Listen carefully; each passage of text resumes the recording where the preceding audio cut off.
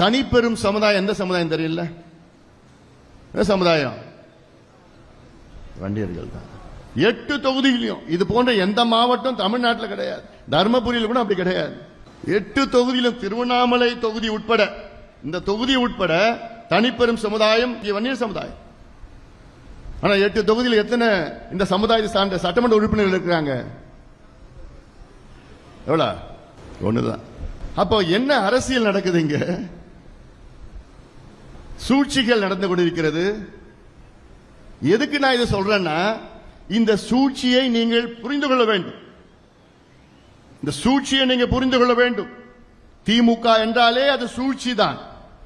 சூழ்ச்சியான ஒரு கட்சி, அது சூழ்ச்சியான ஒரு இயக்கம். அது இந்த வன்னியர் சமுதாயத்தில் தான் திமுக வளர்ந்தது, வளர்ந்து கொண்டிருக்கிறது, இன்றைக்கு ஆட்சியில் இருக்கிறது.